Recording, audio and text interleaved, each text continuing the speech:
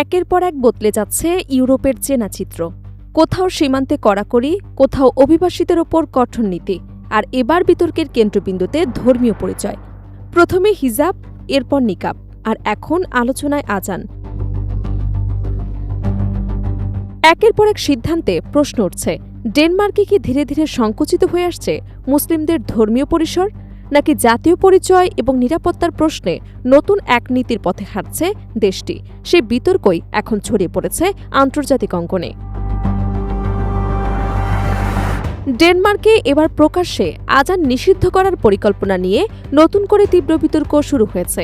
দেশটির সরকার বলছে, জনপরিসরে ক্রমবর্ধমান ইসলামিকীকরণ ঠেকাতেই এমন উদ্যোগের কথা ভাবা হচ্ছে। তবে সমালোচকদের দাবি, এটি ধর্মীয় স্বাধীনতার ওপর নতুন করে হস্তক্ষেপের শামিল। সম্প্রতি ড্যানিশ সংবাদ সংস্থা রিজাউকে দেয়া এক সাক্ষাৎকারে দেশটির অভিবাসন মন্ত্রী মর্তেন বদস্কপ বলেন, ডেনমার্কের জনপরিসরে এমন কোনো পরিস্থিতি তৈরি হওয়া উচিত নয় যেখানে মানুষ নিজেদের ইসলামাবাদের কোনো উপশহরে আছে বলে মনে করে। তার ভাষায়, ডেনমার্কে ইসলামিকীকরণের কোনো জায়গা নেই এবং মসজিদের ছাদ থেকে লাউড স্পিকারে আজানের ধ্বনি শোনা যাওয়াও কাম্য নয়। বর্তমানে ডেনমার্কের মোট জনসংখ্যা প্রায় ৫% মুসলিম। দেশটির সবচেয়ে বড় ধর্মীয় সংখ্যালঘু সম্প্রদায়ও মুসলিমরা, আর এই বাস্তবতার মধ্যেই সরকারের নতুন অবস্থান দেশজুড়ে রাজনৈতিক এবং সামাজিক বিতর্কের জন্ম দিয়েছে।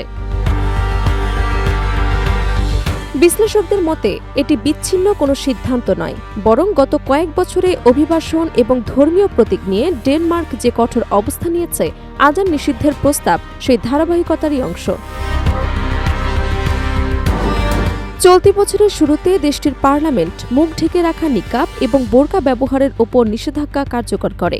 সরকারের যুক্তি ছিল জননিরাপত্তা নিশ্চিত করা এবং সামাজিক সংহতি বজায় রাখা। তবে মানবাধিকার সংগঠন এবং মুসলিম প্রতিনিধিরা তখনও অভিযোগ করেছিলেন, এসব আইন কার্যত মুসলিম নারীদেরই বেশি প্রভাবিত করছে।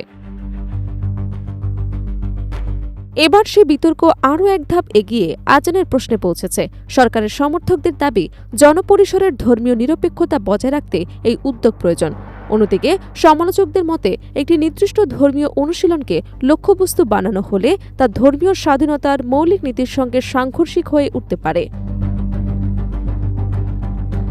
আইন বিশেষজ্ঞদের একাংশ মনে করছেন, পরিকল্পনাটি বাস্তবায়নের পথ মোটেও সহজ নয়, কারণ ডেনমার্কের সংবিধান প্রতিটি নাগরিকদের ধর্ম পালন এবং ধর্মীয় স্বাধীনতার অধিকারকে স্বীকৃতি দিয়েছে।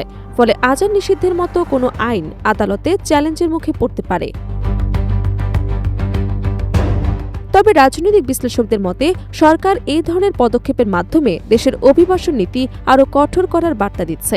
বিশেষ করে ইউরোপ জুড়ে যখন অভিবাসন, জাতীয় পরিচয় এবং সাংস্কৃতিক একত্রীকরণ বিতর্ক তীব্র হচ্ছে, তখন ডেনমার্কের অবস্থানও সেই বৃহত্তর রাজনৈতিক প্রবণতার অংশ হিসেবে দেখা হচ্ছে।